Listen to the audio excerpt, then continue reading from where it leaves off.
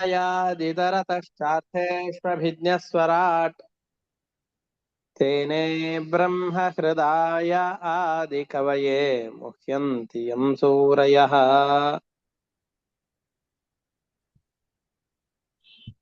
तेजो वारिमृदां यथा विनिमयो यत्र त्रिसर्गो मृषा धाम्ना स्वेन सदा निरस्तकुहकं सत्यं परं धीमहि। निगमकल्पतरोर्गलितं फलं शुकमुखादमृतद्रवः संयुतं पिबत भागवतं रसमालयम् मुहुरहो रसिकाः भुवि भावुकाः। दारिद्र्यदुःखज्वरदाहितानां मायापिशाची परिमर्दितानां संसारसिन्धौ परिपातितानां क्षेमाय वै भागवतं प्रगर्जति।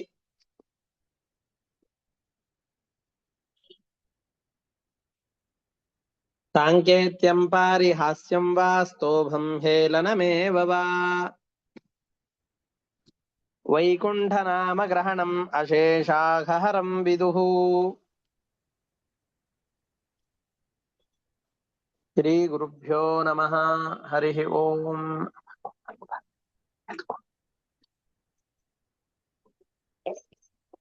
ನಿನ್ನೆಯ ಪಾಠದಲ್ಲಿ ಕೃಷ್ಣ ಕುವಲಯಾಪೀಡ ಎಂಬ ಆನೆಯನ್ನ ಸಂಹಾರ ಮಾಡಿದ ಕಥೆಯನ್ನ ನಾವೆಲ್ಲ ಗಮನಿಸಿದ್ದೇವೆ.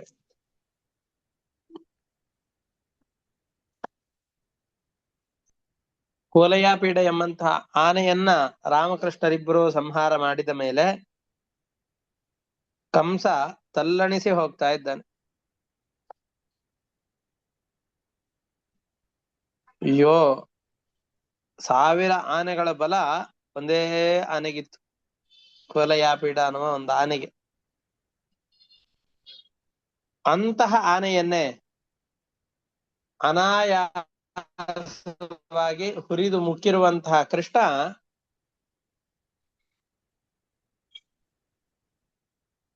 ಇನ್ ಯಾರನ್ನ ಬಿಡ್ತಾನೆ ಅಂತ ಬಹಳ ವ್ಯಥೆ ಪಡ್ತಾ ಇದ್ದಾನೆ. ಆ ಸಂದರ್ಭದಲ್ಲಿ ಚಾಣೂರ ಬಂದು, ಕೃಷ್ಣ ನಮ್ಮ ಜೊತೆಯಲ್ಲಿ ಮಲ್ಲಯುದ್ಧ ಆಡೋ. ರಾಜನಿಗೆ ಬಹಳ ಪ್ರೀತಿ ಮಲ್ಲಯುದ್ಧ ಆಡೋದು ಅಂತಂದ್ರೆ, ರಾಜನಿಗೆ ನೋಡ್ಲಿಕ್ಕೆ ಅದನ್ನ ಮಾಡಿಸ್ಲಿಕ್ಕೆ ಬಹಳ ಪ್ರೀತಿ ಇದೆ.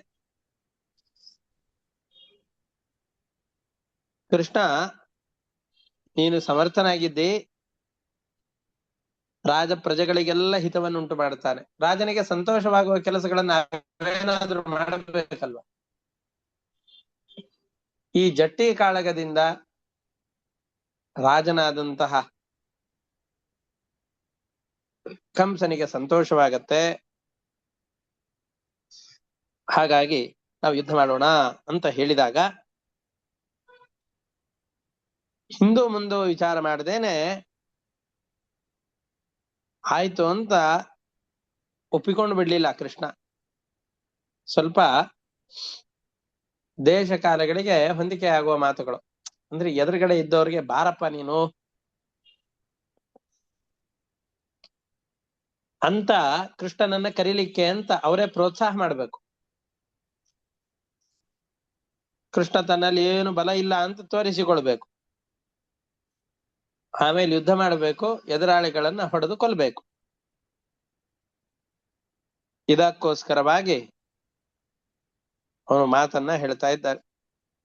ತನ್ನಿಶಮ್ಯ ಬ್ರವೀತ್ ಕೃಷ್ಣೋ ದೇಶ ಕಾಲೋಚಿತಂ ವಚಃ ನಿಯುದ್ಧಮಾತ್ಮನೋ ಭೀಷ್ಟಂ ಮನ್ಯಮಾನೋಭಿನಂದ್ಯ ಚ.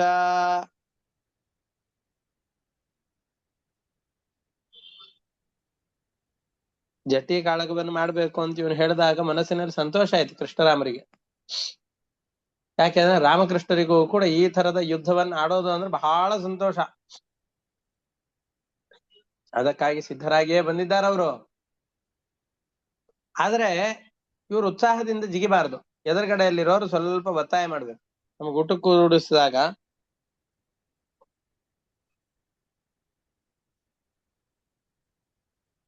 ನಾವು ಸಾಕು ಸಾಕು ಅಂತ ಇದ್ದಾಗ ಹಾಕಿದ್ರು ಅಂತಂದ್ ಹೇಳಿದ್ರೆ ಅದಕ್ಕೊಂದು ಬೆಲೆ. ಅಯ್ಯೋ ಇವ್ರೇನು ಊಟ ಮಾಡೋದಿಲ್ಲ, ಅದಕ್ಕೊಂದ್ 4 ನಾವೇ ಹಾಕ್ಸೋಣ ಅಂತ ಪಕ್ಕದಲ್ಲಿ ಇದ್ದವರು ಹೇಳಿ ಹಾಕಿಸ್ಬೇಕು. ಮನಸ್ಸಿನಲ್ಲಿ ಆಸೆ ಇದ್ರೂ ಹೊರಗಡೆ ಎಲ್ಲಿ ತೋರ್ಪಡಿಸಿಕೊಳ್ಳುವ ಹಾಗಿರೋದಿಲ್ಲ, ಹಾಗೆ ಮಾಡ್ತಾರೆ. ಹಾಗೆ ಕೃಷ್ಣನಿಗೂ ಕೂಡ ಜಟಿ ಕಾಳಗವನ್ನ ಆಡೋಣ ಅಂತ ಹೇಳಿದಾಗ ಬಹಳ ಸಂತೋಷವಾಯ್ತು. ಆದ್ರೆ ಆಯ್ತು ಅಂತ ಮೊದಲಿಗೆ ಧುತ್ ಅಂತ ಆಯ್ತು ಆಡೋಣ ಬಾ ಅಂತ ಕರೀಲಿಲ್ಲ.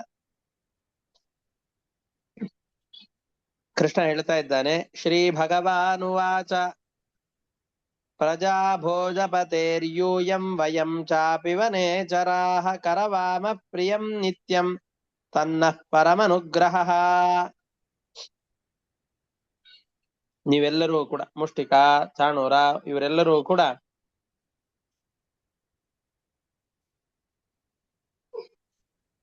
ಭೋಜಪತಿಯಾದಂತಹ ಕಂಸನ ಯಾರಿದ್ದಾನಲ್ಲ ಅವನ ಪ್ರಜೆಗಳು ನೀವಾಗಿದ್ದೀರಿ. ನಾವು ಕಾಡಿನಲ್ಲಿ ವಾಸವನ್ನು ಮಾಡುವಂತಹ ವ್ಯಕ್ತಿಗಳು. ವಯಂ ಚಾಪಿ ವನೇಚರಾಃ, ಕಾಡಿನಲ್ಲಿ ಸಂಚಾರ ಮಾಡುವಂತಹ ಗೊಲ್ಲರು ನಾವೆಲ್ಲ. ನಾವು ಕೂಡ ಕಂಸನ ಅಧೀನದಲ್ಲಿಯೇ ಇರುವಂತಹವರು. ನಾವು ರಾಜನಿಗೆ ಹಿತವಾದದ್ದನ್ನೇ ಮಾಡ್ಬೇಕು. ರಾಜನಿಗೆ ಹಿತವಾದದ್ದನ್ನು ಮಾಡ್ಕೊಂಡಿದ್ವಿ ಅಂತಂದ್ ಹೇಳಿದ್ರೆ ಕಾಡಿನಲ್ಲೇ ಆಗ್ಲಿ ನಾಡಿನಲ್ಲಾಗ್ಲಿ ನಾವೆಲ್ಲ ಕಂಸನ ಪ್ರಜೆಗಳಿಗೆ, ಕಂಸನಿಗೆ ಯಾವುದನ್ನು ಮಾಡಿದರೆ ಹಿತವಾಗತ್ತೋ, ಯಾವ್ದ್ರಿಂದ ಕಂಸ ಸಂತೋಷ ಪಡ್ತಾನೋ ಅದನ್ನೇ ನಾವೆಲ್ಲರೂ ಮಾಡ್ಬೇಕು, ಮಾಡೋಣ. ನಾವೆಲ್ಲ ಬಾಲಕರಾಗಿದ್ದೇವೆ, ನಮಗಿನ್ನೂ 10 ವರ್ಷ ಇದೆ ಅಷ್ಟೇ. ನಮ್ಮ ಸಮಾನ ವಯಸ್ಸಿನ ಯಾರಾದ್ರೂ ಮಲ್ಲರಿದ್ರು ಅಂತಂದ್ ಹೇಳಿದ್ರೆ ಕರೀರಿ. ನೀವು ನೋಡಿದ್ರೆ 30-40 ವರ್ಷದ ದಾಂಡಿಗರು, ಅನೇಕ ವರ್ಷಗಳ ಕಾಲ ಕುಸ್ತಿಯನ್ನು ಮಾಡುವುದರಲ್ಲೇ ಇಡೀ ಜೀವನವನ್ನ ಕಳೆದವರು ನೀವು.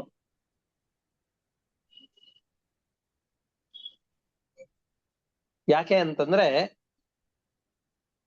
ಸಮಾನರಾದಂತಹವರಲ್ಲಿಯೇ ಯುದ್ಧ, ಸ್ನೇಹ, ಚರ್ಚೆ ಇವೆಲ್ಲವೂ ಆಗ್ಬೇಕು. ದುರ್ಬಲ ಪ್ರಬಲರಲ್ಲಿ ಆ ರೀತಿಯಾಗಿ ಚರ್ಚೆ ಆಯ್ತು ಅಂತಂದ್ರೆ ನೋಡುಗರಿಗೆ ಅದು ತುಂಬಾ ಚೆನ್ನಾಗಿ ಅನ್ಸೋದಿಲ್ಲ.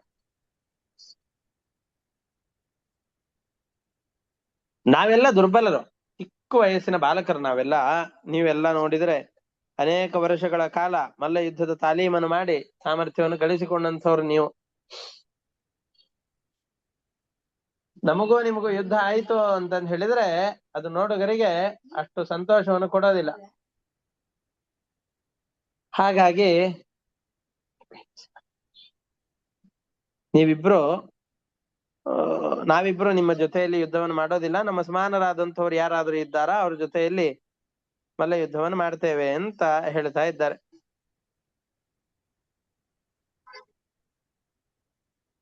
ಅದಕ್ಕೆ ಬಾಲ ವಯಂ ತುಲ್ಯ ಬಲೈ ಕ್ರೀಡಿಶ್ಯಾಮೋ ಯಥೋಚಿತಂ ಭವೇನ್ ನಿಯುದ್ಧಂ ಮಾ ಧರ್ಮ ಸ್ಪೃಶೇನ್ ಮಲ್ಲ ಸಭಾಸದಃ. ಒಂದು ಒಳ್ಳೆ ಮಾತನ್ನು ಹೇಳ್ತಾ ಇದ್ದಾರೆ. ಚಾಣೂರ, ಮುಷ್ಟಿಕ ನೀವೆಲ್ಲರೂ ಕೂಡ ಮಹಾ ಸಮರ್ಥರಾದವರು. ನಾವು ನಮ್ಮ ಯೋಗ್ಯತೆಗೆ ಅನುಗುಣವಾದಂತಹ ವಯಸ್ಸಿನವರು ಯಾರಿರ್ತಾರೋ ಅವ್ರ ಜೊತೆಯಲ್ಲಿ ಯುದ್ಧವನ್ನು ಮಾಡಬೇಕು. ನಿಮ್ಮ ಜೊತೆಯಲ್ಲಿ ಏನಾದ್ರೂ ಯುದ್ಧವನ್ನು ಮಾಡಿದರೆ ಅದನ್ನ ನೋಡದೇನೆ ಎದುರುಗಡೆಯಲ್ಲಿ ಕುತ್ಕೊಂಡು ಯಾರ್ಯಾರು ಮಲ್ಲ ಯುದ್ಧವನ್ನು ನೋಡ್ತಾ ಇರ್ತಾರಲ್ಲ ಅವರಿಗೂ ಪಾಪ ತಟ್ಟದು. ಸಮಾನರಲ್ಲಿಯೇ ಯುದ್ಧ ಆಗ್ಬೇಕು, ಸಮಾನರಲ್ಲಿಯೇ ಸಂಭಾಷಣೆ ಆಗ್ಬೇಕು, ಸಮಾನರಲ್ಲಿಯೇ ಮಿತ್ರತ್ವ ಇರಬೇಕು, ಶತ್ರುತ್ವ ಇರಬೇಕು. ನಾವಿಬ್ಬರು ಕೂಡ ಅಲ್ಪಬಲರು, ನೀವು ಮಹಾಬಲಿಷ್ಠರಾದವರಾಗಿದ್ದೀರಿ. ನಿಮ್ಮಿಬ್ಬರ ಮಧ್ಯದಲ್ಲಿ ಯುದ್ಧ ಆಯ್ತು ಅಂತ, ನಮಗೂ ನಿಮಗೂ ಯುದ್ಧ ಆಯ್ತು ಅಂತಂದ್ ಹೇಳಿದ್ರೆ ಅಸಮಾನರಲ್ಲಿ ಯುದ್ಧವನ್ನ ಪ್ರಾರಂಭ ಮಾಡಿಸಿದ ಪ್ರಯುಕ್ತವಾಗಿ ಈ ಎದುರುಗಡೆಯಲ್ಲಿ ಯಾವ್ಯಾವ ಸಭಾಸದರು ಅಂತಿದ್ದಾರಲ್ಲ, ಯುದ್ಧವನ್ನು ನೋಡ್ಲಿಕ್ಕೆ ಅಂತ ಕೂತಿದ್ದಾರಲ್ಲ ಅವ್ರಿಗೆಲ್ಲ ಪಾಪ ತಟ್ಟದು. ಅಂದ್ರೆ ಇದರ ಅರ್ಥ ನಾವು ಅಧರ್ಮವನ್ನ ಮಾಡದೆ ಹೋದ್ರು, ಅಧರ್ಮಕ್ಕೆ ಬೆಂಬಲವಾಗಿ ಯಾರು ನಿಂತಿರ್ತಾರೋ ಅದನ್ನು ನೋಡಿಕೊಂಡು ಸುಮ್ಮನೆ ಕೂತಿದ್ರೆ, ಅದಕ್ಕೆ ಪ್ರತಿಭಟನೆಯನ್ನ ಮಾಡ್ಲಿಲ್ಲ ಅಂತಾದ್ರೆ ಅವರಿಗೂ ಪಾಪ ಬರುತ್ತೆ ಎನ್ನುವ ದೊಡ್ಡ ಸಂದೇಶವನ್ನು ಹೇಳ್ತಾ ಇದ್ದಾರೆ. ಸಮಾನ ಬಲವುಳ್ಳವರಲ್ಲಿ ಯುದ್ಧ ಇದು ಏನಾದ್ರೂ ನಡಿಬೇಕು. ಆದ್ರೆ ನಾವೇನಾದ್ರೂ ನಿಮ್ಮ ಜೊತೆಯಲ್ಲಿ ಯುದ್ಧವನ್ನು ಮಾಡಿದೇವೆ ಅಂತಾದ್ರೆ, ನಮ್ಮ ಜೊತೆಯಲ್ಲಿ ಕೂತಿದ್ದಾರಲ್ಲ ಇವರೆಲ್ರು, ನಮ್ಮನ್ನ ನೋಡ್ಕೋತ ಕೂತಿದ್ದಾರಲ್ಲ ನಮ್ಮ ಯುದ್ಧವನ್ನು ವೀಕ್ಷಣೆ ಮಾಡ್ಲಿಕ್ಕೆ ಅಂತ, ಅವರೆಲ್ಲರಿಗೂ ಒಂದಿಷ್ಟು ಪಾಪ ಬಂದು ತಟ್ಟಿ ಬಿಡುತ್ತೆ. ಹಾಗಾಗಿ ನಮ್ಮ ಸಮಾನರಾದವರು ಯಾರಾದ್ರೂ ಇದ್ರು ಅಂತಂದ್ರೆ ಹೇಳ್ರಿ, ಅವ್ರ ಜೊತೆಯಲ್ಲಿ ನಾವು ಯುದ್ಧವನ್ನು ಮಾಡ್ತೇವೆ ಅಂತ ಕೃಷ್ಣ ಹೇಳ್ತಾ ಇದ್ದಾನೆ. ಕೃಷ್ಣನಿಗೆ ಸಮಾನ ಬಲವುಳ್ಳವರು ಜಗತ್ತಿನಲ್ಲಿ ಯಾರಿದ್ದಾರೆ? ಆದ್ರೂ ಆಯ್ತು ಆಯ್ತು ಅಂತ ಹೇಳ್ಬಿಟ್ರೆ ಚಾಣೂರ ಮುಷ್ಟಿಕರೇ ಹೆದರ್ಕೊಂಡು ಓಡ್ ಹೋಗ್ಬಿಟ್ರೆ ಹಂಗಾಗ್ಬಾರ್ದು. ಇಲ್ಲ, ಇವ್ರನ್ನ ಪುಸಲಾಯಿಸಿ ಮಲ್ಲ ಯುದ್ಧ ಕರೆದು ಚೆನ್ನಾಗಿ ಬಡಿಬೇಕು ಅಂತ ಅವ್ರಿಗೆ ಅನ್ನಿಸ್ಬೇಕು, ಮುಷ್ಟಿಕ ಮತ್ತು ಚಾಣೂರನಿಗೆ ಅನ್ನಿಸ್ಬೇಕು. ಹಾಗನ್ನಿಸ್ಬೇಕು ಅನ್ನೋದಕ್ಕೋಸ್ಕರವಾಗಿ ರಾಮಕೃಷ್ಣರು ಮೊದಲಿಗೆ ಬೇಡಪ್ಪ, ನಮ್ಮ ಸಮಾನ ಬಲರವರು ಯಾರಿದ್ದಾರೋ ಅವ್ರನ್ನ ಕಳಿಸೋ, ನನಗಂತಹ ಬಲ ಇಲ್ಲ, ಮತ್ ನಿಮ್ ಜೊತೆಯಲ್ಲಿ ಬಂದ್ಬಿಟ್ವಿ ಅಂತಂದ್ ಹೇಳಿದ್ರೆ ಮತ್ತೆ ಅಸ್ತವ್ಯಸ್ತ ಆಗಿ ಹೋಗ್ಬಿಡುತ್ತೆ, ಬೇಡ ನಿಮ್ ಜೊತೆಯಲ್ಲಿ ಯುದ್ಧವನ್ನು ಮಾಡೋದಿಲ್ಲ ಅಂತ ಕೃಷ್ಣ ಹಾಗೆ ತಪ್ಪಿಸಿಕೊಂಡವರ ಹಾಗೆ ನಾಟಕವನ್ನು ಮಾಡ್ತಾ ಇದ್ದಾನೆ. ಅದಕ್ಕೆ ಚಾಣೂರ ಹೇಳ್ತಾ ಇದ್ದಾನೆ, ಏನಪ್ಪ ನೀವೇನ್ ಚಿಕ್ಕವರು ಅಂತಂದ್ ಹೇಳ್ತಾ ಇದ್ದೀರಲ್ಲ, ನೀವು ದೊಡ್ಡವರೇ. ಯಾಕೆಂದ್ರೆ ಅವನಿಗೆ ರಾಮಕೃಷ್ಣರ ಜೊತೆಯಲ್ಲಿ ಯುದ್ಧ ಮಾಡ್ಬೇಕಾಗಿದೆ, ಅವ್ರನ್ನ ಹೇಗಾದ್ರೂ ಮಾಡಿ ಪುಸಲಾಯಿಸಿ ತನ್ನ ಜೊತೆಯಲ್ಲಿ ಯುದ್ಧಕ್ಕೆ ಅಣಿ ಮಾಡ್ಬೇಕು ಅನ್ನೋ ಕಾರಣದಿಂದ ಹೇಳ್ತಾ ಇದ್ದಾನ ಅವನು. ನೀನೇನ್ ಚಿಕ್ಕವನೇನು, ಸಣ್ಣ ಹುಡುಗರು ಅಂತಾಗಿದ್ರಿ ಅಂತಂದ್ ಹೇಳಿದ್ರೆ ಈ ಕೋಲಯಾಪೀಡ ಅನ್ನೋ ಆನೆಯನ್ನ ಕೊಲ್ಲಿಕ್ ಆಗ್ತಾ ಇತ್ತೇನು? 1000 ಆನೆಗಳ ಬಲ ಕೇವಲ ಈ ಕೋಲಯಾಪೀಡ ಅನ್ನೋ ಒಂದ್ ಆನೆಗಿತ್ತು. ಅಂತಹ 1000 ಆನೆಗಳ ಬಲವುಳ್ಳಂತಹ ಕೋಲಯಾಪೀಡ ಅನ್ನುವ ಆನೆಯನ್ನ ಮುರಿದು ಹಾಕಿದಂತಹ ನಿಮಗೆ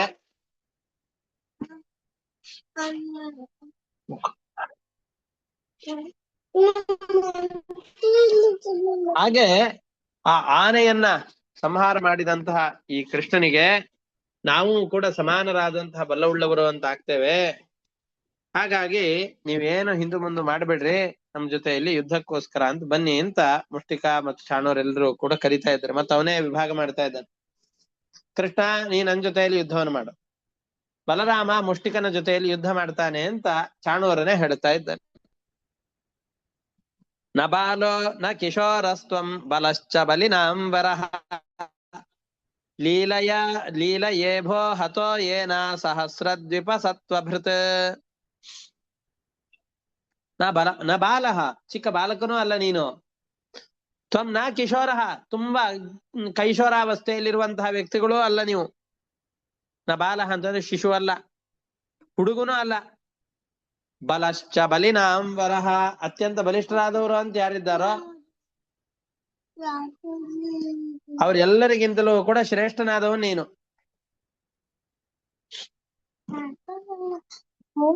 ಲೀಲಯೇಭೋ ಹತೋ ಯೇನ, ಯಾಕೆ ನೀವು ಮಹಾಬಲವುಳ್ಳವರು ಯಾಕೆ ಅಂತಂದ್ ಹೇಳಿದ್ರೆ, ಲೀಲಯ ಇಭಃ ಹತಃ ಯೇನ, ಅನಾಯಾಸವಾಗಿ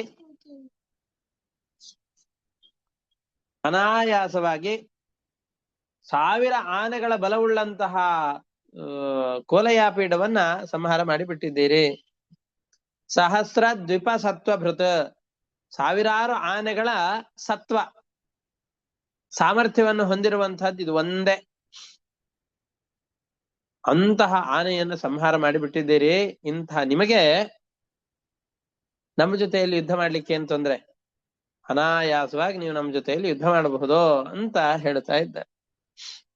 ಅದರಿಂದಾಗಿ ತಸ್ಮಾತ್ ಭವದ್ಭ್ಯಾಂ ಬಲಿಭಿಃ ಯೋದ್ಧವ್ಯಂ ನಾನಯೋತ್ರ ವೈ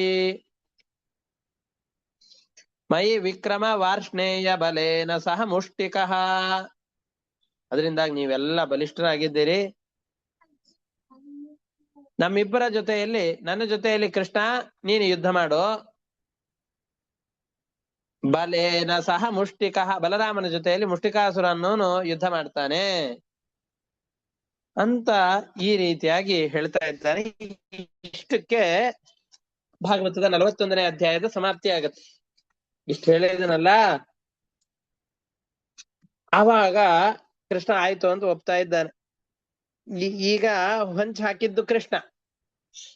ಇದು ಹೇಗೆ ಅಂತಂದ್ರೆ, ನಾನು ಏನು ಬಯಸಿದ್ನೋ ಬಯಸಿದ್ದ ಅನಾಯಾಸವಾಗಿ ನನ್ನ ಬಳಿಯಲ್ಲಿ ಬಂದ ಹಾಗಾಯ್ತು. ಈಗ ಬಯಸದೆ ಬಂದ ಭಾಗ್ಯ ಅಂತ ಕರೀತಾರಲ್ಲ ಹಾಗೆ ಕೃಷ್ಣ ಯಾವುದನ್ನ ಬಯಸಿದ್ನೋ ಇವರನ್ನ ಸಂಹಾರ ಮಾಡಬೇಕು ಅಂತ ಅನಾಯಾಸವಾಗಿ ಆ ಸಂಹಾರ ಮಾಡುವಂತಹ ಕೆಲಸ ಈಗ ಆಗ್ತಾ ಇದೆ.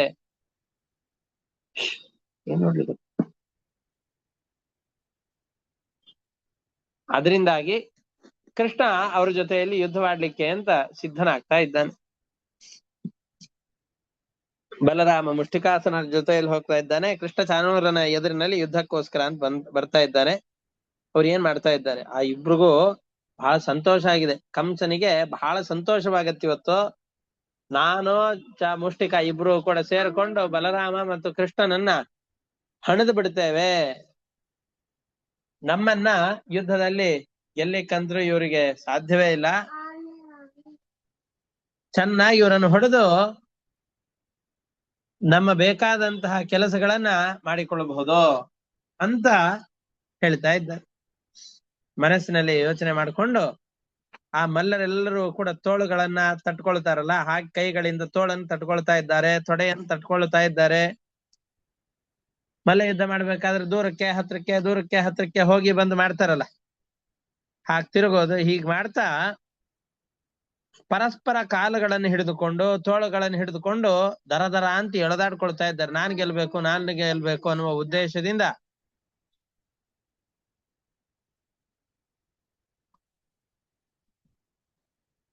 ಅವರಿಬ್ರು ಕೂಡ ಪರಸ್ಪರ ಯಾರ್ಯಾರು ಯುದ್ಧ ಮಾಡ್ತಾ ಇದ್ದಾರೋ ಅವರು ಪರಸ್ಪರ ಎಳೆದುಕೊಳ್ಳುತ್ತಾ ಇದ್ದಾರೆ.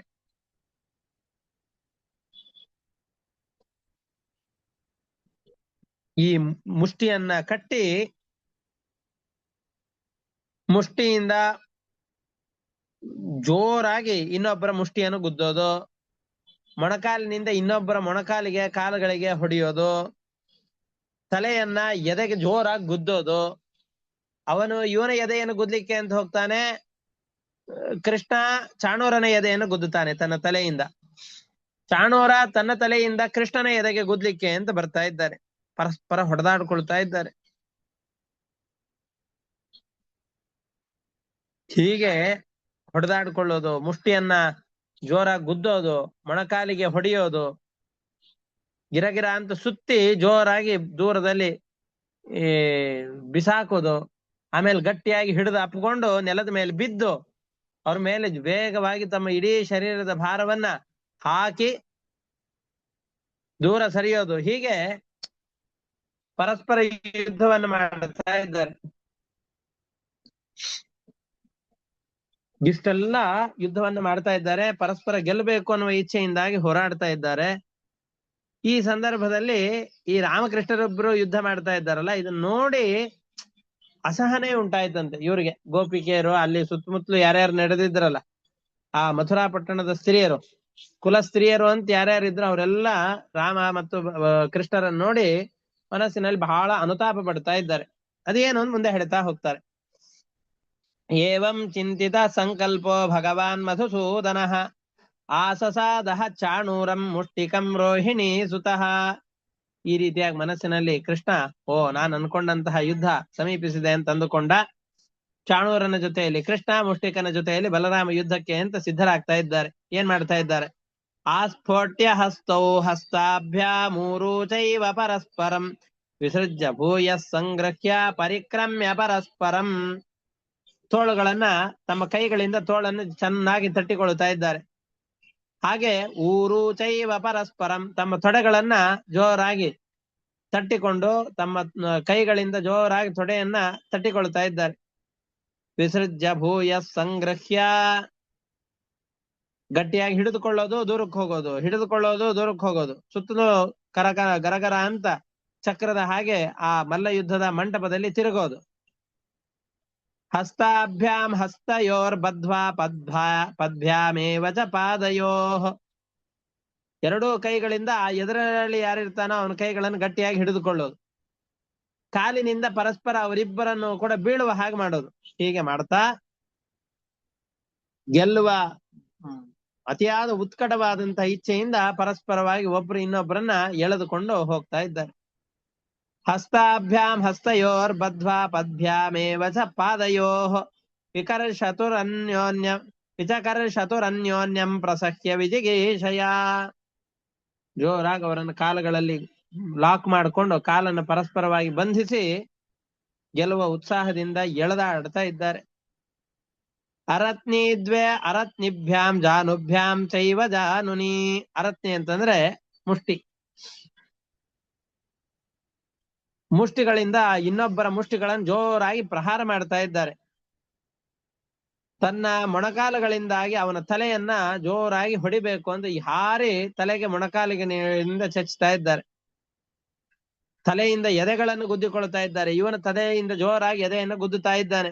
ಹಾರಿ ಆಕಾಶದಲ್ಲಿ ಹಾರಿ ಜೋರಾಗಿ ತಲೆಯನ್ನ ಎದೆಗೆ ಗುದ್ದುತ್ತಾ ಇದ್ದಾನೆ. ಹೀಗೆ ಪರಸ್ಪರ ಎಳೆದಾಡ್ಕೊಳ್ತಾ ಇದ್ದಾರೆ, ಹೊಡೆದಾಡ್ಕೊಳ್ತಾ ಇದ್ದಾರೆ. ಶಿರಶೀರ್ಷ್ಣೋ ರಸೋರಸ್ತಾವ್ ಉರಹ ಪುರಸೋರಸ್ತೌ ಅನ್ಯೋನ್ಯಮಭಿಜಘ್ನತು. ಪರಸ್ಪರವಾಗಿ ಹೊಡೆದಾಡ್ಕೊಳ್ತಾ ಇದ್ದಾರೆ. ಅವರು ಪರಸ್ಪರ ಗಿರಗಿರ ಸುಚ್ಚೋದು, ಹಿಡಿಯೋದು, ಗಟ್ಟಿಯಾಗಿ ಅಪ್ಕೊಳ್ಳೋದು, ನೆಲದ ಮೇಲೆ ಕೆಡವೋದು, ಒಬ್ಬರ ಮೇಲೆ ಮತ್ತೊಬ್ರು ಬೀಳೋದು, ಈ ರೀತಿಯಾಗಿ ಎಲ್ಲ ಪರಸ್ಪರ ಯುದ್ಧವನ್ನ ಆಡ್ತಾ ಇದ್ದಾರೆ. ಕೃಷ್ಣ 10 ವರ್ಷದ ಬಾಲಕ, ಪ್ರಬುದ್ಧರಾದ ಮಲ್ಲರು ಇವರೆಲ್ಲರೂ ಕೂಡ. ಪರಿಭ್ರಾಮಣ ವಿಕ್ಷೇಪ ಪರಿರಂಭಾವಪಾತನೈಃ ಉತ್ಸರ್ಪಣ ಸರ್ಪಣೈಶ್ಚಾಪಿ ಅನ್ಯೋನ್ಯಂ ಪ್ರತ್ಯಯುಧ್ಯತಾಂ. ಪರಸ್ಪರವಾಗಿ ಯುದ್ಧವನ್ನು ಮಾಡ್ತಾ ಇದ್ದಾರೆ ಇವರೆಲ್ಲರೂ ಕೂಡ. ಹೀಗೆ ಗೆಲ್ಲುವ ಉದ್ದೇಶದಿಂದ ಇವರಿಬ್ರು ಕೂಡ ಜೋರಾಗಿ ಯುದ್ಧವನ್ನು ಮಾಡ್ತಾ ಇದ್ದಾರೆ. ಪರಸ್ಪರಂ ಜಿಗೀಷಂತೌ ಅನ್ಯೋನ್ಯಂ ಅಭಿಚಕ್ರತು. ಗೆಲ್ಲುವ ಬಯಕೆಯಿಂದಾಗಿ ಒಬ್ಬರ ಮೇಲೆ ಒಬ್ರು ಆನೆಗಳು ಅಥವಾ ಆನೆ ಸಿಂಹಗಳು ಕಾದಾಡುವ ಹಾಗೆ ಇವರಿಬ್ರು ಕೂಡ ಪರಸ್ಪರವಾಗಿ ದೊಡ್ಡ ಯುದ್ಧವನ್ನ ಮಾಡ್ಲಿಕ್ಕೆ ಎಂದು ಪ್ರಾರಂಭ ಮಾಡ್ತಾ ಇದ್ದಾರೆ. ಅದು ಬಾಲಕರು ಮತ್ತು ಬಲಿಷ್ಠರು ಇವರಿಬ್ಬರ ಮಧ್ಯದಲ್ಲಿ ಆಗುವಂತಹ ಯುದ್ಧ ಅಂತ ಅಲ್ಲಿ ನೆರೆದಂತಹ ಎಲ್ಲ ಗೋಪಾಲಕ ಸ್ತ್ರೀಯರಿದ್ದಾರೆ, ಮಥುರಾ ಪಟ್ಟಣದ ಸ್ತ್ರೀಯರಿದ್ದಾರೆ. ಇವರೆಲ್ಲರೂ ಕೂಡ ಅಯ್ಯೋ ಈ ಬಾಲಕರ ಜೊತೆಯಲ್ಲಿ ಬಲಿಷ್ಠರಾದಂತ ಈ ಮುಷ್ಟಿಕಾ ಚಾಣೂರ ಇವರೆಲ್ಲ ಯುದ್ಧ ಮಾಡ್ತಾ ಇದ್ದಾರೆ ಅಂತಂದುಕೊಂಡು ಗುಂಪು ಗುಂಪಾಗಿ ನಿಂತುಕೊಂಡು ಪರಸ್ಪರ ಮಾತನಾಡಿಕೊಳ್ತಾ ಇದ್ದಾರೆ. ಗುಂಪಿನಲ್ಲಿಯೇ ನಿಂತುಕೊಂಡು ಮಾತನಾಡ್ತಾ ಇದ್ದಾರೆ. ತದ್ಬಾಲ ಬಲವದ್ಯುದ್ಧಂ ಸಮೇತ ಸರ್ವಯೋಷಿತಃ ಊಚಃ ಪರಸ್ಪರಂ ಪ್ರೇಕ್ಷ್ಯ ಸಾನುಕಂಪಾವರೂಥಶಃ. ಗುಂಪು ಗುಂಪಾಗಿ ಅವರೆಲ್ಲ ನಿಂತುಕೊಂಡು ಇದು ಬಾಲಕರಿಗೂ ಬಲಿಷ್ಠರಿಗೂ ಆಗ್ತಾ ಇರುವಂತಹ ಯುದ್ಧ ಇದೋ ಅಂತ ಹೇಳಿ ಅವರೆಲ್ಲ ಮಾತನಾಡ್ಕೊಳ್ತಾ ಇದ್ದಾರೆ. ಅಯ್ಯೋ ಈ ರಾಜನ್ ನೋಡು, ಇಲ್ಲಿ ಕೂತು ನೋಡುವಂತಹ ಪುರುಷರನ್ನು ನೋಡು, ಇವರೆಲ್ಲ ನಿಜವಾಗಿ ಗಂಡಸರೇ ಏನು? ಸಭಾಸದರು ಅಂತಾದ್ರೆ ಸಮರ್ಥರಾಗಿರ್ಬೇಕು. ಅನ್ಯಾಯಗಳಾದಾಗ ಎದ್ದು ನಿಂತು ಅದನ್ನ ಪ್ರತಿಭಟನೆ ಮಾಡ್ಬೇಕು.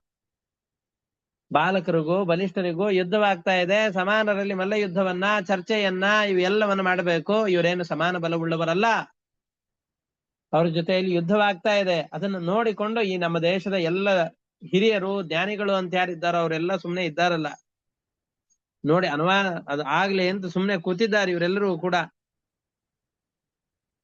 ಇವರೆಲ್ಲ ಇಡೀ ಅಂಗಗಳನ್ನು ಕೂಡ ವಿಶೇಷವಾಗಿ ಹುರಿಯನ್ನ ಮಾಡಿಕೊಂಡವರು ಇವರು. ಯಾರು? ಚಾಣೂರ, ಮುಷ್ಟಿಕ ಇವರೆಲ್ಲರೂ ಕೂಡ. ಯಾಕೆ ಅಂದ್ರೆ ಇಡೀ ದಿನದ ಕೆಲಸವೇ ಅವ್ರಿಗದು. ಕಸರತ್ತು ಮಾಡೋದು, ಕಸರತ್ತು ಮಾಡಿ ದೇಹದ ಪ್ರತಿಯೊಂದು ಅಂಗಗಳನ್ನು ಕೂಡ ವಜ್ರದ ಹಾಗೆ, ಕಬ್ಬಿಣದ ಸಲಾಕೆಯ ಹಾಗೆ ಗಟ್ಟಿಯಾಗಿ ಮಾಡಿಕೊಳ್ಳುವುದು. ಹೀಗೆ ಬಲಿಷ್ಠರಾದಂತಹ ಜಟ್ಟಿಗಳಿಗೆ ಯುದ್ಧ ನಡೀತಾ ಇದೆ. ಪ್ರತಿಯೊಂದು ಅಂಗಗಳು ಕೂಡ ಅವರ ಕಿರುಬೆರಳಿನಿಂದ ಹಿಡಿದು ಪಾದದ ಅಂಗುಷ್ಟದಿಂದ ಹಿಡಿದುಕೊಂಡು ತಲೆಯವರೆಗೂ ಪ್ರತಿಯೊಂದು ಅಂಗಗಳು ಕೂಡ ನಿರಂತರವಾದ ಅಭ್ಯಾಸದಿಂದಾಗಿ ವಜ್ರದ ಹಾಗೆ ಬಲಿಷ್ಠವಾಗಿ ಹೋಗಿಬಿಟ್ಟಿದೆ. ಇಂತಹ ಈ ಮಲ್ಲರ ಜೊತೆಯಲ್ಲಿ ಇನ್ನು ಹಸಿ ಶರೀರ ಇವ್ರದು, ಬಹಳ ಕೋಮಲವಾದಂತಹ ಶರೀರ ಇದೆ. ಇನ್ನು ಯೌವನಕ್ಕೂ ಬಂದಿಲ್ಲ, ಕೈಶೋರಾವಸ್ಥೆಯಲ್ಲಿ ಇದ್ದಾರೆ. ಇನ್ನು 10 ವರ್ಷದ ಬಾಲಕರು, ಹರಿಯುವ ವಯಸ್ಸು ಅಲ್ಲ, 13 ಅಲ್ಲ 10. ಇಂತಹ ಮಕ್ಕಳ ಜೊತೆಯಲ್ಲಿ ಯುದ್ಧವನ್ನು ಮಾಡ್ತಾ ಇದ್ದಾರೆ. ಹೀಗೆ ಯುದ್ಧವನ್ನು ಮಾಡುವಂತಹ ಸಂದರ್ಭದಲ್ಲಿ ಯಾರು ಇದನ್ನು ತಡೀತಾ ಇಲ್ಲ. ಇಲ್ಲಿ ಯಾರ್ಯಾರು ಜನ ಸೇರಿದ್ದಾರೋ ಅವ್ರಿಗೆಲ್ಲ ಧರ್ಮಾತಿಕ್ರಮ ಅನ್ನುವಂತಹ ದೊಡ್ಡ ಪಾಪ ಬರುತ್ತೆ. ಎಲ್ಲೆಲ್ಲಿ ಅಧರ್ಮ ನಡೆಯುತ್ತೋ ಅಲ್ಲಿ ನಾವು ಬಾಯಿ ಮುಚ್ಕೊಂಡು ಕೂತಿರಬಾರ್ದು, ಅಧರ್ಮವನ್ನು ಪ್ರತಿಭಟನೆ ಮಾಡಬೇಕು. ಇವ್ರು ಯಾರು ಅಧರ್ಮವನ್ನು ಪ್ರತಿಭಟಿಸ್ತಾ ಇಲ್ಲ. ಮಹಾನ್ ಅಯಂ ಬತಾ ಧರ್ಮ ಏಷ ರಾಜಸಭಾಸದಾ ಏ ಬಾಲ ಬಲವದ್ಯುದ್ಧಂ ರಾಜ್ಞೋನ್ವಿಚ್ಛಂತಿ ಪಶ್ಯತಃ. ರಾಜನಿಗೆ ಸಂಬಂಧಪಟ್ಟಂತಹ, ರಾಜನಿಗೆ ಸಂತೋಷ ಕೊಡುತ್ತೆ ಅನ್ನುವ ಏಕೈಕ ಕಾರಣದಿಂದಾಗಿ ಬಾಲಕರಿಗೂ ಬಲಿಷ್ಠರಾದವರಿಗೂ ಯುದ್ಧವನ್ನ ಮಾಡ್ತಾ ಇದ್ದಾಗಲೂ ಕೂಡ ನೋಡ್ಕೊಂಡು ಸುಮ್ಮನೆ ಕೂತಿದ್ದಾರೆ. ಇದು ಸರ್ವಥಾ ಸರಿಯಲ್ಲ. ನೋಡಿ, ಆಯ್ತು ಆಯ್ತು ಅಂತ ಎಲ್ಲರೂ ಕೂಡ ಆ ಯುದ್ಧವನ್ನ ಅನುಮೋದನೆ ಮಾಡ್ತಾ ಇದ್ದಾರೆ. ಇದು ಸರಿಯೇನು? ಸರ್ವಥಾ ಸರಿಯಲ್ಲ. ಯಾಕೆ? ಕ್ವ ವಜ್ರ ಸಾರ ಸರ್ವಾಂಗೌ ಮಲ್ಲೌ ಶೈಲೇಂದ್ರ ಸನ್ನಿಭೌ ಕ್ವಚಾತೆ ಕುಸುಮಾರಾಂಗೌ ಕಿಶೋರೌ ನಾಪ್ತ ಯೌವನೌ. ಇವರು ಪ್ರತಿಯೊಂದು ಅಂಗಗಳು ಕೂಡ, ಅವಯವಗಳು ಕೂಡ ವಜ್ರದ ಹಾಗೆ ಹುರಿಗಟ್ಟಿ ನಿಂತಿವೆ. ವಜ್ರದಂತೆ ಕಠೋರವಾದಂತಹ ಪ್ರತಿಯೊಂದು ಅವಯವಗಳು ಇದೆ. ಅದನ್ನ ಸಾಮಾನ್ಯ ಜನರು ಮುಟ್ಟಿದರೆ ಏನೋ ಕಬ್ಬಿಣದ ವಸ್ತುವನ್ನು ಮುಟ್ತಾ ಇದ್ದೇವೋ ಅಂತ ಅನ್ನಿಸಬೇಕು, ಅಂತಹ ಬಲಿಷ್ಠವಾದ ಅವಯವಗಳು. ಇಂತಹ ಬಲ್ಲದಲ್ಲಿ ಇನ್ನು ಯೌವನವನ್ನೇ ಪಡೆಯದೇ ಇರುವಂತಹ, ಯೌವನ ಅಂತಂದ್ರೆ ಹದಿಹರೆಯದ ವಯಸ್ಸು 13 ಆಗದೆ ಇರುವ ಕೈಶೋರಾವಸ್ಥೆಯಲ್ಲಿರುವಂತಹ 10 ವರ್ಷದ ಈ ಬಾಲಕರಲ್ಲಿ ಧರ್ಮ ವ್ಯತಿಕ್ರಮೋ ಹ್ಯಸ್ಯ ಸಮಾಜಸ್ಯ ಧ್ರುವಂ ಭವೇತ್ ಯತ್ರ ಅಧರ್ಮ ಸಮುತ್ತಿಷ್ಠೇತ್ ನಸ್ಥೇಯಂ ತತ್ರ ಕರ್ಹಿಚಿತ್. ಎಲ್ಲೆಲ್ಲಿ ಧರ್ಮೋಲ್ಲಂಘನ ಆಗ್ತಾ ಇರತ್ತೋ ಅಲ್ಲಿ ಸುಮ್ಮನೆ ಇರಬಾರ್ದು. ಅದು ಧರ್ಮ ವ್ಯತಿಕ್ರಮ ಅನ್ನುವ ದೊಡ್ಡ ದೋಷ ಬರುತ್ತೆ. ಎಲ್ಲೆಲ್ಲಿ ಅಧರ್ಮ ನಡೆಯುತ್ತೋ ಅಲ್ಲಿ ನಮ್ಮ ಶಕ್ತಿಗೆ ಅನುಗುಣವಾಗಿ ಅದನ್ನ ಪ್ರತಿಭಟನೆ ಮಾಡಬೇಕು, ಸುಮ್ಮನೆ ಕುಳಿತುಕೊಳ್ಬಾರ್ದು. ಯತ್ರ ಅಧರ್ಮ ಸಮುತ್ತಿಷ್ಠೇತ್ ನಸ್ಥೇಯಂ ತತ್ರ ಕರ್ಹಿಚಿತ್.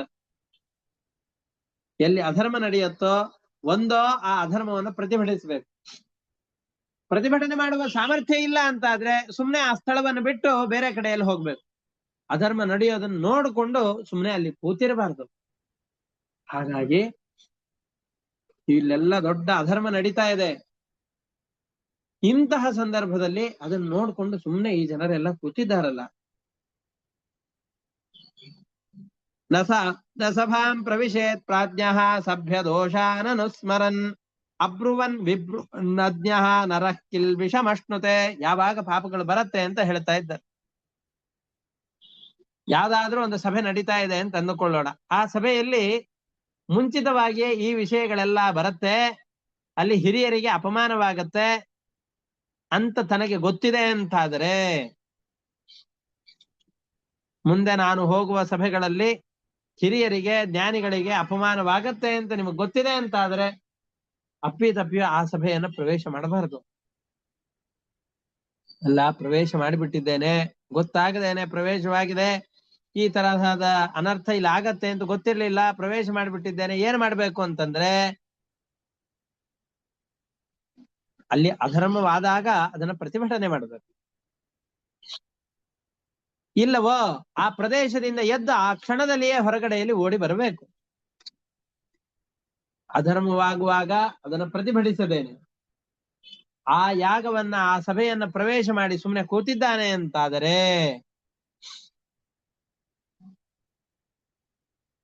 ಆ ಧರ್ಮವನ್ನು ವಿಪರೀತವಾಗಿ ಸಮರ್ಥನೆ ಮಾಡುವಂಥವ್ರೇ ಇಲ್ಲ.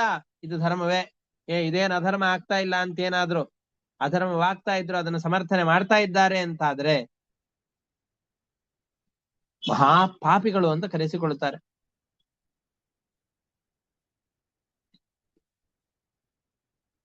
ಪಾಪಗಳು ದೊಡ್ಡ ಬರುತ್ತೆ.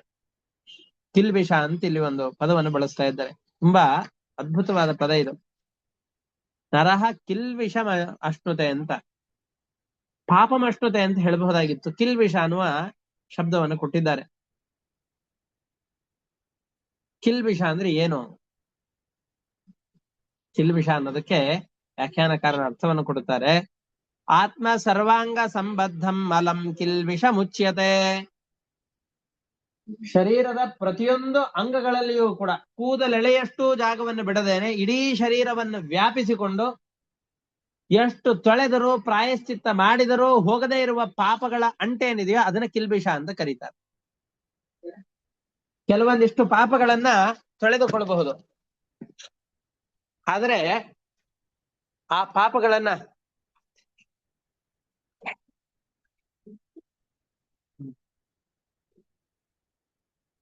ಪರೀಕ್ಷೆ ಒಂದೇ ನಿಮಿಷ.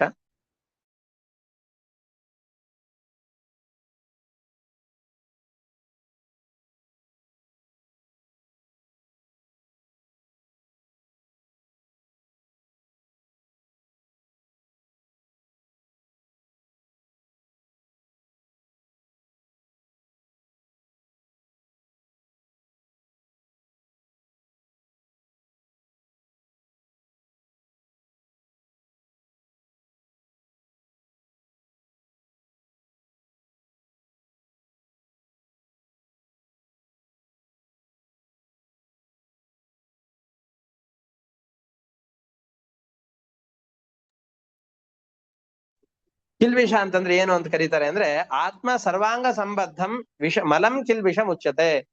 ಯಾವುದು ದೇಹವನ್ನು ಪೂರ್ತಿಯಾಗಿ ವ್ಯಾಪಿಸಿಕೊಂಡಿದೆಯೋ, ಯಾವ ಮಲವನ್ನ ದೇಹದಿಂದಾಗಿ ತೊಳಿಲಿಕ್ಕೆ ಆಗೋದಿಲ್ವೋ ಅಂತಹ ಮಲವನ್ನೇ ಕಿಲ್ಬಿಷ ಅಂತ ಕರೀತಾರೆ.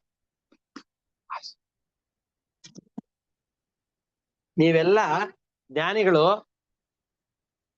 ಸಭಾಸದರು ತಾವೆಲ್ಲ ನಿಂತಿದ್ದೀರಿ. ಇಲ್ಲಿ ಬಲಿಷ್ಠನಾದವನು ಮತ್ತು ದುರ್ಬಲರ ಮಧ್ಯದಲ್ಲಿ ಯುದ್ಧವಾಗ್ತಾ ಇದೆ. ಇಂತಹ ಯುದ್ಧವಾಗುವಂತಹ ಸಂದರ್ಭದಲ್ಲಿ ನೀವೆಲ್ಲ ನೋಡ್ಕೊಂಡು ಕೂತಿದ್ದೀರಿ ಅಂತಂದ್ರೆ ನಿಮಗ್ ಪಾಪ ಅಲ್ಲ, ಕಿಲ್ಬಿಷ ಅಂಟಿಕೊಳ್ಳತ್ತೆ. ಅಂಟಿದರೂ ಹೋಗದೇ ಇರುವಂತಹ ದೊಡ್ಡದಾದ ಅನರ್ಥ ಉಂಟಾಗತ್ತೆ ನಿಮಗೆ. ಅದನ್ನ ಹೇಳ್ತಾ ಇದ್ದಾರೆ. ಇಲ್ಲಿ ಮಲ್ಲ ಯುದ್ಧವನ್ನ ಮಾಡ್ತಾ ಇದ್ದಾರೆ. ಈ ಮಲ್ಲ ಯುದ್ಧವನ್ನ ಮುಷ್ಟಿಕಾ ಮತ್ತು ಚಾಣೂರರು ಯಾವ ಉದ್ದೇಶದಿಂದ ಮಾಡ್ತಾ ಇದ್ದಾರೆ ಅನ್ನೋದನ್ನು ಸ್ವಲ್ಪ ಗಮನಿಸಬೇಕು. ನಾವೆಲ್ಲ ಮೈಸೂರಲ್ಲಿ ದಸರಾ ಸಂದರ್ಭದಲ್ಲಿ ಜಟ್ಟಿಗಳೆಲ್ಲ ಸೆಣಸಾಡೋದನ್ನು ನೋಡ್ತಾ ಇರ್ತೇವೆ. ಅವ್ರು ಯಾರು ಸಾಯೋದಿಲ್ಲ, ಸಾಯೋದಕ್ಕೋಸ್ಕರ ಅಂತ ಈ ಮಲ್ಲ ಯುದ್ಧವನ್ನು ಮಾಡೋದೇ ಇಲ್ಲ. ಮಲ್ಲ ಯುದ್ಧ ತಮ್ಮ ಬಲವನ್ನ, ವಿದ್ಯೆಯನ್ನ ಪ್ರದರ್ಶನ ಮಾಡಿ ಯಾರಿಗೆ ಹೆಚ್ಚಿಗೆ ಬಲ ಇದೆಯೋ, ವಿದ್ಯೆ ಇದೆಯೋ ಅವನು ಅಲ್ಪ ಬಲವುಳ್ಳವರನ್ನ, ಅಲ್ಪ ಶಕ್ತಿಗಳಿರೋರನ್ನ ಸೋಲಿಸಬೇಕು. ವಿದ್ಯೆಯನ್ನು ಪ್ರದರ್ಶನ ಮಾಡಿ ರಾಜರಿಂದ ಅದಕ್ಕೆ ತಕ್ಕಂತಹ ಸಂಭಾವನೆಯನ್ನು ಪಡೆದುಕೊಳ್ಬೇಕು.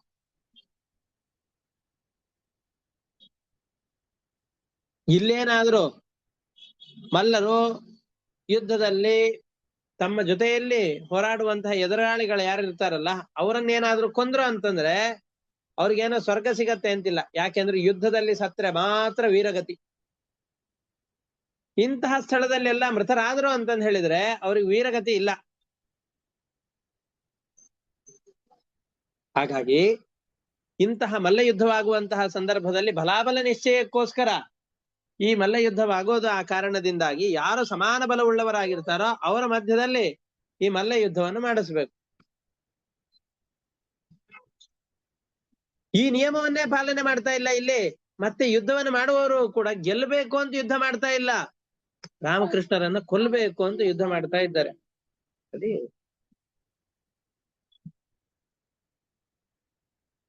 ಯಾವ್ದು ಜಯ, ಯಾರು ಗೆದ್ರು ಯಾರು ಸೋತ್ರು ಇದನ್ನೆಲ್ಲ ನಿರ್ಣಯ ಮಾಡ್ಲಿಕ್ಕೆ ಅಂತ ನಿರ್ಣಾಯಕರಾದವ್ರು ಇರ್ಬೇಕು. ಇಲ್ಲೇನಾದ್ರೂ ತಪ್ಪು ನಡೀತಾ ಇದೆ ಅಂತಂದ್ರೆ ಅಲ್ಲಿ ಪ್ರಶ್ನೆ ಮಾಡುವಂತಹ ಪ್ರಾಷ್ಟಿಕರು ಅಂತ ಕೆಲವೊಂದಿಷ್ಟು ಜನ ಇರ್ಬೇಕು. ಇಲ್ಲಿ ನಿರ್ಣಾಯಕರು ಯಾರೂ ಇಲ್ಲ, ಪ್ರಾಷ್ಟಿಕರು ಇದ್ರೂ ಇಲ್ಲದೆ ಇರೋ ಹಾಗಿದ್ದಾರೆ.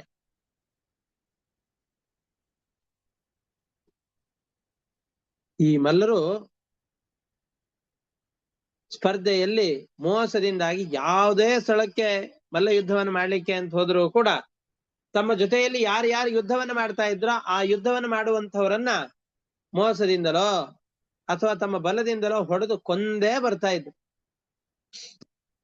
ಹಾಗೆ ರಾಮಕೃಷ್ಣರ ಜೊತೆಯಲ್ಲಿ ಅಂತಹ ಭಯಾನಕವಾದಂತಹ ಈ ಚಾಣೂರ ಮುಷ್ಟಿಕರಿಗೆ ಮಲ್ಲ ಯುದ್ಧ ನಡೀತಾ ಇದೆ.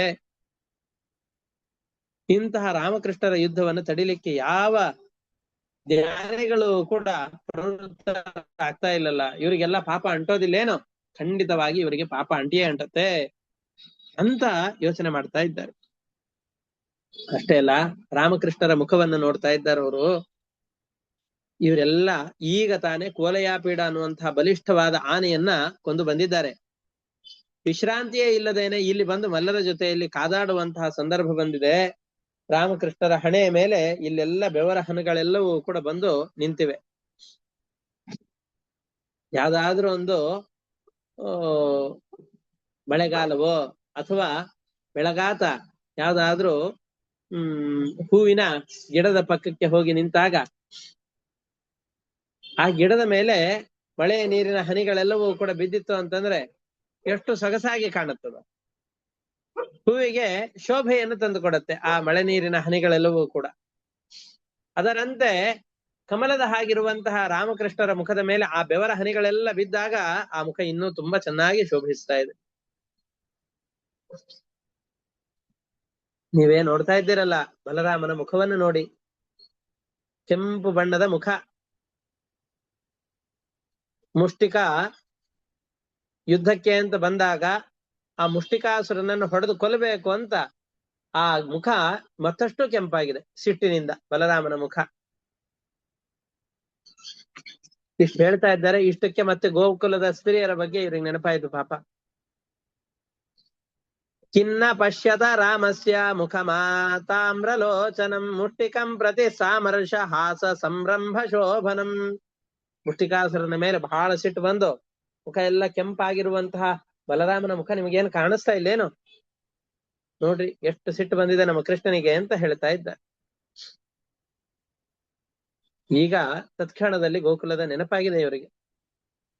ಗೋಕುಲದ ನೆಲ ಎಷ್ಟು ಪವಿತ್ರಪ್ಪ. ಯಾಕೆಂದ್ರೆ ಇವ್ರು ಯಾರಿಗೂ ಇಲ್ಲಿಯವರೆಗೂ ಕೃಷ್ಣನ ಸಾಂಗತ್ಯ ಸಿಕ್ಕಿಲ್ಲ. ಮಧುರಾಪಟ್ಟಣದ ಜನರಿಗೆ ಕೃಷ್ಣ ಹುಟ್ಟಿದ್ದು ಮಥುರೆಯಲ್ಲಿಯೇ ಆದ್ರೂ ಬೆಳೆದಿದ್ದೆಲ್ಲ ನಂದಗೋಕುಲದಲ್ಲಿ. ಆದ್ರಿಂದಾಗಿ ಕೃಷ್ಣನನ್ನು ನೋಡುವ ಸೌಭಾಗ್ಯ ಈ ಮಥುರಾಪಟ್ಟಣದ ಜನರಿಗೆ ಎಂದಿಗೂ ಸಿಕ್ಕಿಲ್ಲ.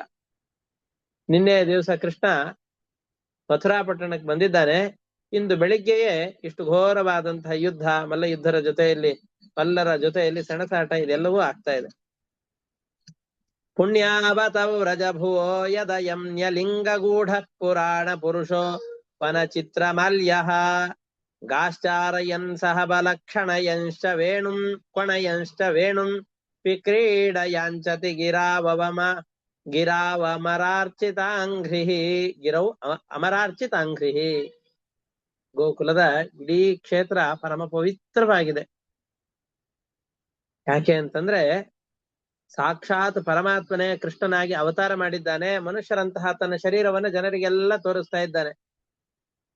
ನಮ್ಮಂತಹ ಜನರು ಕೂಡ ನಮ್ಮ ಹಾಗೆ ಕೃಷ್ಣನದ್ದು ಶರೀರ ಇದೆ ಅಂತಂದುಕೊಂಡು ಭ್ರಾಂತರಾಗಿ ಬಿಟ್ಟಿದ್ದಾರೆ.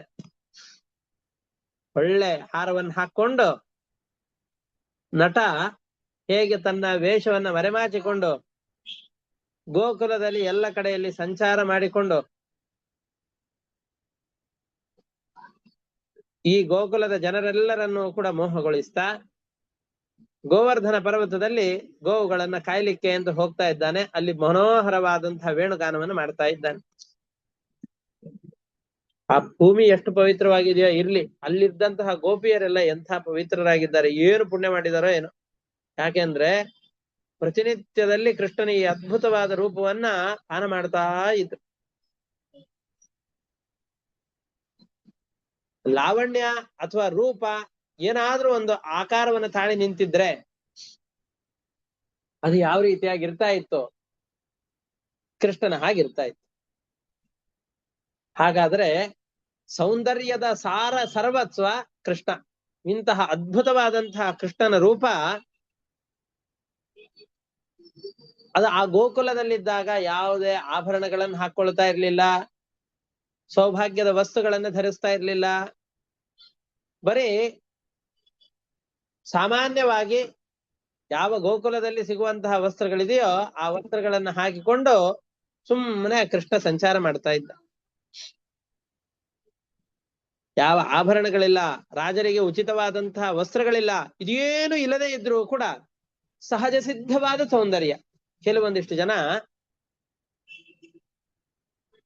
ಆಭರಣಗಳನ್ನ ಹಾಕಿಕೊಳ್ಳದೆ ಇದ್ರೂ ಕೂಡ ನೋಡಬೇಕು ಅಂತ ಅನ್ನಿಸ್ತಾರೆ. ಇನ್ನೂ ಕೆಲವೊಂದಿಷ್ಟು ಜನಕ್ಕೆ, ನಮ್ಮಂಥವ್ರಿಗೆಲ್ಲ ಎಷ್ಟು ಆಭರಣಗಳನ್ನ ಹಾಕಿಕೊಂಡ್ರೋ ನೋಡ್ಬೇಕು ಅಂತ ಅನಿಸೋದಿಲ್ಲ. ಅಂತಹ ಸೌಂದರ್ಯ ನಮ್ಮಲ್ಲಿ ಇರೋದಿಲ್ಲ. ಹಾಗೆ ಈ ಕೃಷ್ಣರಾಮರಿಗೆ ಆಭರಣಗಳನ್ನ ಹಾಕಿ ಒಳ್ಳೆ ವಸ್ತ್ರಗಳನ್ನ ಹಾಕಿದರೆ ಚೆನ್ನಾಗಿ ಕಾಣಿಸ್ತಾರೆ ಅಂತಲ್ಲ. ನಮ್ಮ ಮಕ್ಕಳು ಅವ್ರು ಹೆಂಗಿದ್ರು ನಮಗೆ ಚೆನ್ನಾಗೆ ಕಾಣಿಸ್ತಾರೆ. ಅವನು ಅಲಂಕಾರ ಮಾಡ್ಕೊಂಡಿರ್ಲಿ, ಮಣ್ಣಲ್ಲಿ ಆಟ ಆಡ ಬರ್ಲಿ, ಏನೇ ಮಾಡ್ಲಿ ನಮ್ಮ ಮಕ್ಕಳು ತುಂಬಾ ನಮಗ್ ಸೊಗಸಾಗಿರ್ತಾರೆ. ಹಾಗೆ ರಾಮಕೃಷ್ಣರು ಪ್ರತಿಯೊಬ್ಬರಿಗೂ ಕೂಡ ಅತ್ಯಂತ ಪ್ರೀತಿ ಪಾತ್ರರಾಗಿ ಇರ್ತಾ ಇದ್ರು. ಎಲ್ಲರಿಗೂ ರಾಮಕೃಷ್ಣರು ಅಂತಂದ್ರೆ ಸೌಂದರ್ಯಯುತವಾಗಿಯೇ ಕಾಣಿಸ್ತಾ ಇದ್ರು. ಇದು ಸಹಜವಾದ ಸೌಂದರ್ಯ ರಾಮಕೃಷ್ಣರದ್ದು. ಆಮೇಲೆ ಯಾರಿಗೆ ಕೃಷ್ಣನನ್ನು ನೋಡಿದ್ರು ಕೂಡ ಕೃಷ್ಣನನ್ನ ಮುಂಚೆ ನೋಡಿದ್ದೇನೆ ಬಿಡು ಅಂತ ಕಣಗಾಣಿಸುವ ಹಾಗಿಲ್ಲ. ಪ್ರತಿ ಬಾರಿ ನೋಡಿದಾಗ್ಲೂ ಕೂಡ ಕೃಷ್ಣನಲ್ಲಿ ಮತ್ತೊಂದು ಹೊಸತನ್ನು ಏನೋ ಒಂದನ್ನ ಕಾಣ್ತಾ ಇದ್ರು. ಕೃಷ್ಣನಲ್ಲಿ ನಾ ಹಿಂದೆ ನೋಡದೇ ಇದ್ದಂತಹದ್ದು ಈಗ ನೋಡ್ತಾ ಇದ್ದೇನೆ. ಇಷ್ಟು ದಿವಸ ಪ್ರತಿನಿತ್ಯದಲ್ಲಿ ಕೃಷ್ಣನನ್ನು ನೋಡ್ತಾ ಇದ್ರು ಕೂಡ ಇದು ಗೊತ್ತಾಗಿದ್ದಿಲ್ಲ, ಇವತ್ತು ಗೊತ್ತಾಯ್ತು ಅಂತ ಪ್ರತಿನಿತ್ಯದಲ್ಲೂ ಕೂಡ ಹೊಸ ಹೊಸದನ್ನ ಕೃಷ್ಣನನ್ನು ನೋಡಿ ಅನುಭವಿಸ್ತಾ ಇದ್ದಾರೆ. ಇದನ್ನು ನೋಡ್ಬೇಕು ಅಂತಂದ್ರೆ ಭಗವಂತನ ಅನುಗ್ರಹ ಇರಲೇಬೇಕು. ಭಗವಂತನ ಅನುಗ್ರಹ ಇಲ್ಲ ಅಂತಂದ್ರೆ ಇದನ್ನು ನೋಡ್ಲಿಕ್ಕೆ ಎಲ್ಲಿ ಸಾಧ್ಯ? ಇಡೀ ಜಗತ್ತಿನಲ್ಲಿರುವ ಕೀರ್ತಿಯ ಪರಿಪಾಕ ಪರಮಾತ್ಮ. ಯಾವ ಯಾವ ಕೀರ್ತಿಗಳಿದೆಯೋ ಆ ಎಲ್ಲ ಕೀರ್ತಿಗಳು 10 ವರ್ಷದ ಬಾಲಕ ಈ ಕೃಷ್ಣ ಆ ಎಲ್ಲ ಕೀರ್ತಿಯನ್ನು ಪಡೆದು ಬಿಟ್ಟಿದ್ದಾನೆ. ಇಡೀ ಜಗತ್ತಿನ ಐಶ್ವರ್ಯಕ್ಕೆ ಒಡತೆಯಾದಂತಹ ಲಕ್ಷ್ಮೀದೇವಿಯು ಪರಮಾತ್ಮನ ದಾಸ್ಯವನ್ನು ಪಡೆದು ಬಿಟ್ಟಿದ್ದಾಳೆ. ಅಂತಾದಾಗ ಪರಮಾತ್ಮನ ಕೀರ್ತಿ ಐಶ್ವರ್ಯಕ್ಕೆ ಒಂದು ಎಣೆಯನ್ನು ಕೊಡ್ಲಿಕ್ಕೆ ಸಾಧ್ಯವೇನು? ಸರ್ವಥಾ ಇಲ್ಲ. ಇವರೆಲ್ಲ ಗೋಪಿಯರು ಎಷ್ಟು ಪುಣ್ಯ ಮಾಡಿದ್ದಾರೆ ಅಂತಂದ್ರೆ, ಅವರು ಭತ್ತ ಕುಡ್ತಾ ಇರ್ಲಿ, ಮೊಸರನ್ನ ಕಡಿತಾ ಇರ್ಲಿ, ಹರಟೆ ಹೊಡಿತಾ ಇರ್ಲಿ, ತಮ್ಮ ಮನೆಯಲ್ಲಿರುವಂತಹ ಮಕ್ಕಳನ್ನ ತೊಟ್ಟಿಲಿಗೆ ಹಾಕಿ ತೂಗ್ತಾ ಇರ್ಲಿ, ಬೇರೆ ಅಳುವಂತಹ ಮಕ್ಕಳನ್ನ ಸಂತೈಸ್ತಾ ಇರ್ಲಿ, ಮಕ್ಕಳಿಗೆ ನೀರನ್ನು ಕುಡಿಸ್ತಾ ಇರ್ಲಿ, ಅಥವಾ ಮಕ್ಕಳಿಗೆ ಎರೆದು ಸ್ನಾನವನ್ನು ಮಾಡಿಸ್ತಾ ಇರ್ಲಿ, ತಾವು ಯಾವುದೇ ಮನೆ ಕೆಲಸವನ್ನ ಮಾಡ್ತಾ ಇದ್ರು ಕೂಡ ಅವರ ಮನಸ್ಸು ಯಾವಾಗ್ಲೂ ಕೃಷ್ಣನಲ್ಲಿಯೇನೇ ಲೀನವಾಗಿ ಬಿಟ್ಟಿರುತ್ತೆ. ಕೃಷ್ಣನ ಬಗ್ಗೆ ಕಥೆಯನ್ನು ಹೇಳ್ತಾ ಹೇಳ್ತಾ ಹೇಳ್ತಾ ಕಣ್ಣಾಲಿಗಳಲ್ಲಿ ನೀರೆಲ್ಲ ತುಂಬಿಕೊಂಡು ಬಿಡುತ್ತೆ. ಕೃಷ್ಣನ ಅದ್ಭುತ ಲೀಲೆಗಳನ್ನು ಯಾವಾಗ್ಲೂ ಹಾಡ್ತಾ ಇರ್ತಾರೆ. ಇಂತಹ ಗೋಪಿಯರಿಗಿಂತ ಜಗತ್ತಿನಲ್ಲಿ ಪುಣ್ಯವನ್ನ ಗಳಿಸಿದವರು, ಪರಮ ಪವಿತ್ರವಾದ ಜೀವನವನ್ನು ನಡೆಸಿದವರು ಬೇರೆ ಯಾರಿದ್ದಾರೆ? ಇದರಂತೆ ನಮ್ಮ ಜೀವನವು ಪವಿತ್ರವಾಗಬೇಕು ಅಂತಂದ್ರೆ ಭಗವಂತನ ನಾಮಸ್ಮರಣೆಯಲ್ಲಿ, ಭಗವಂತನ ಚರಿತ್ರೆಗಳ ಕಥನದಲ್ಲಿ, ಭಗವಂತನ ಆಲೋಚನೆಯಲ್ಲಿ ನಾವೆಲ್ಲ ದಿನವನ್ನು ಕಳಿಬೇಕು. ಯಾದೋಹನೆ ಅವಹನನೆ ಮಥನೋಪಜಲ್ಪ ಪ್ರೇಂಖೇಂಖನಾರ್ಭರುದಿತೋ ಕ್ಷಣಮಜ್ಜನಾದೌ ಗಾಯಂತಿ ಚೈನಮನುರಕ್ತಧಿಯೋಶ್ರು ಕಂಠ್ಯಃ ಪುಣ್ಯಾವಜಸ್ತ್ರಿಯ ಪ್ರಜಸ್ತ್ರಿಯ ಉರುಕ್ರಮ ಚಿತ್ತಯಾಮಾಹ. ಯಾ ಗೋದೋಹನೆ, ಹಸುವಿನ ಹಾಲನ್ನು ಕರೆಯುವಾಗ, ಅವಹನನೆ, ಧಾನ್ಯಗಳನ್ನು ಕುಟ್ಟುವ ಸಂದರ್ಭದಲ್ಲಿ, ಮಥನೋಪಜಲ್ಪ, ಮಥನ ಅಂತಂದ್ರೆ ಹಾಲನ್ನು ಕಡೆದು ಮೊಸರನ್ನು ಕಡೆದು ಬೆಣ್ಣೆಯನ್ನು ತೆಗೆಯುವಂತಹ ಸಂದರ್ಭದಲ್ಲಿ, ಉಪಜಲ್ಪ ಹರಟೆಯನ್ನು ಹೊಡಿಬೇಕಾದ್ರೂ ಕೃಷ್ಣನ ಕಥೆಗಳನ್ನೇ ಮಾತನಾಡ್ತಾ ಇದ್ರು. ಪ್ರೇಂಖೇಂಖ ನಾರ್ಭಗ ರುದಿತೋ ಕ್ಷಣಮಜ್ಜನಾದೌ, ಪ್ರೇಂಖೇಂಖನ ತೊಟ್ಟಿಲನ್ನು ತೂಗುವ ಸಂದರ್ಭದಲ್ಲಿ, ಅರ್ಭ ರುದಿತೋ ಕ್ಷಣ ಮಜ್ಜನಾದೋ, ಅರ್ಭ ರುದಿತ ಮಕ್ಕಳೆಲ್ಲ ಅತ್ತಾಗ ಆ ಮಕ್ಕಳನ್ನ ಸಮಾಧಾನ ಪಡಿಸ್ಲಿಕ್ಕೆ ಅಂತ ಕೃಷ್ಣನನ್ನ ಸ್ತೋತ್ರ ಮಾಡುವಂತಹ ಹಾಡುಗಳನ್ನ ಹಾಡ್ತಾ ಇದ್ರು. ನಾವೆಲ್ಲರೂ ಕೂಡ ಮಕ್ಕಳನ್ನ ತಾಯಂದಿರು, ಅಜ್ಜಿಯಂದಿರು ಇವರೆಲ್ಲ ಸಮಾಧಾನ ಮಾಡ್ಬೇಕಾದ್ರೆ ಕೃಷ್ಣನ ಸ್ತೋತ್ರಗಳನ್ನು ಹೇಳಿಕೊಂಡೇ ಮಕ್ಕಳನ್ನು ಮಲಗಿಸ್ತಾರೆ, ಸಂತೈಸ್ತಾರೆ. ಅದೇ ರೀತಿಯಾಗಿ ಮಕ್ಕಳ ಸಂತೈಸುವಿಕೆಯನ್ನು ಅವ್ರು ಮಾಡ್ತಾ ಇದ್ರು. ಕ್ಷಣಮಜ್ಜನಾದೌ, ಸ್ನಾನ ಮಾಡುವಾಗ, ಬೇರೆ ಮನೆ ಯಾವುದೇ ಕೆಲಸ ಮಾಡ್ತಾ ಇರ್ಲಿ, ಗಾಯಂತಿ ಚೈನಮನುರಕ್ತ ಧಿಯೋಶ್ರು ಕಂಠ್ಯ, ಪರಮಾತ್ಮನ ಕಥೆಗಳನ್ನ ಹೇಳ್ತಾ ಇರ್ತಾರೆ. ನಾವು ಹೇಳ್ತಾ ಇರ್ತೇವೆ. ನಮ್ದು ಟೇಪ್ ರೆಕಾರ್ಡರ್ ಆದ ಹಾಗೆ ಅದು ಕಂಠಸ್ಥ ಹೃದಯಸ್ಥವಾಗಿ ಬಿಟ್ಟಿರತ್ತೆ. ಅದರಿಂದಾಗಿ ಶುರು ಮಾಡಿದ್ರೆ ನಿಂತಾಗ್ಲೇ ಓ ಮುಗೀತು ಅಂತ ಗೊತ್ತಾಗೋದು. ಹಾಗಲ್ಲ, ಅನುರಕ್ತ ಧಿಯ, ಭಗವಂತನಲ್ಲಿಯೇ ಪೂರ್ತಿಯಾಗಿ ಮನಸ್ಸನ್ನು ಇಟ್ಟುಕೊಂಡು ಅಶ್ರುಕಂಠ್ಯ, ಆ ಹೇಳುವಂತಹ ಶ್ಲೋಕಗಳು, ಪದ್ಯಗಳು ಇದೆಲ್ಲವನ್ನ ಹೃದಯಾಂತರಾಳದಲ್ಲಿ ಇಳಿಸಿಕೊಂಡು ಅಶ್ರುಕಂಠ್ಯ, ಕಣ್ಣು ಪೂರ್ತಿಯಾಗಿ ನೀರನ್ನು ತುಂಬಿಕೊಂಡು, ಅಯ್ಯೋ ಕೃಷ್ಣ, ಇಷ್ಟು ಚಿಕ್ಕ ವಯಸ್ಸಿಗೆ ಎಷ್ಟೆಷ್ಟು ಅದ್ಭುತವಾದ ಲೀಲೆಗಳನ್ನು ಮಾಡಿದ್ದೀಯಾ ಅಂತ ಆ ಕೃಷ್ಣನ ಲೀಲೆಗಳೆಲ್ಲವನ್ನು ಕೂಡ ಮನಸ್ಸಿನಲ್ಲಿ ಇಳಿಸಿಕೊಂಡು, ಪುಣ್ಯ ವ್ರಜಸ್ತ್ರೀಯ ಉರುಕ್ರಮ ಚಿತ್ತಯಾಮಾಹ, ಈ ವ್ರಜಸ್ತ್ರೀಯರು ಯಾರ್ಯಾರಿದ್ದಾರೋ ಇವರೆಲ್ಲರೂ ಕೂಡ ಕೃಷ್ಣನ ಸ್ತೋತ್ರಗಳನ್ನ ಹಾಡ್ತಾ ಜೀವನವನ್ನ ಕಳೀತಾ ಇದ್ದಾರೆ. ಇಂತಹ ಗೋಪಿಯರಿಗಿಂತ ಪುಣ್ಯವಂತರಾದಂತಹ ಜನರು ಯಾರಿದ್ದಾರೆ?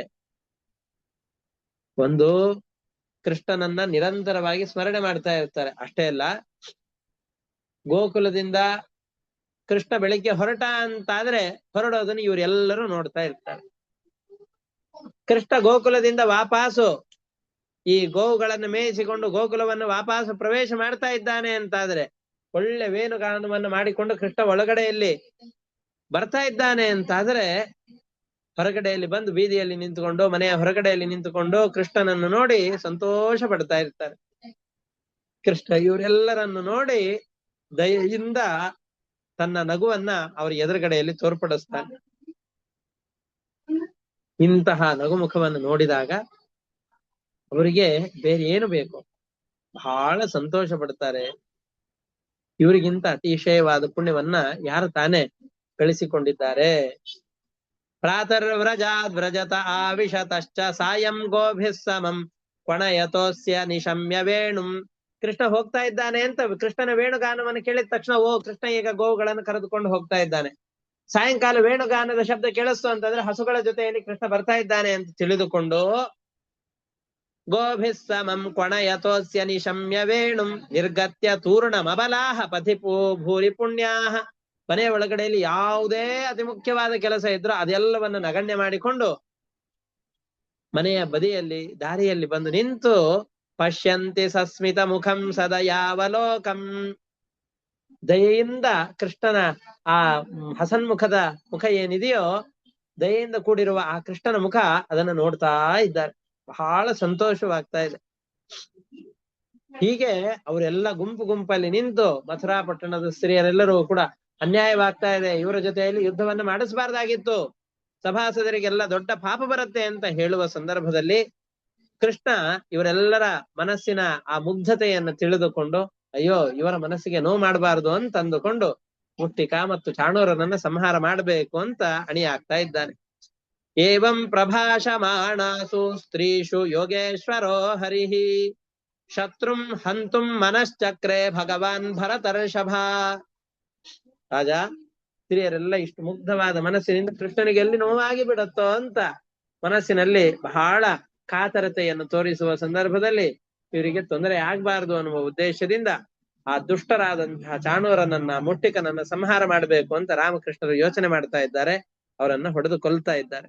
ಆ ಕೊಲ್ಲುವಂತಹ ವಿಷಯವನ್ನ, ಕಂಸನ ಸಂಹಾರದ ಕಥೆಯನ್ನ ಮತ್ತೆ ನಾಳೆಯ ಪಾಠದಲ್ಲಿ ನೋಡೋಣ ಅಂತ ಹೇಳ್ತಾ ಇವತ್ತಿನ ಪಾಠವನ್ನು ಮುಕ್ತಾಯ ಮಾಡ್ತಾ ಇದ್ದೇನೆ. ಹರಯೇ ನಮಃ. ಶ್ರೀಕೃಷ್ಣ ಅರ್ಪಣಮಸ್ತು. ಅನೇನ ಭಾವಿಯತ್ ಪುಣ್ಯಂ ತೇನ ಪ್ರೀಣಾತು ಕೇಶವ.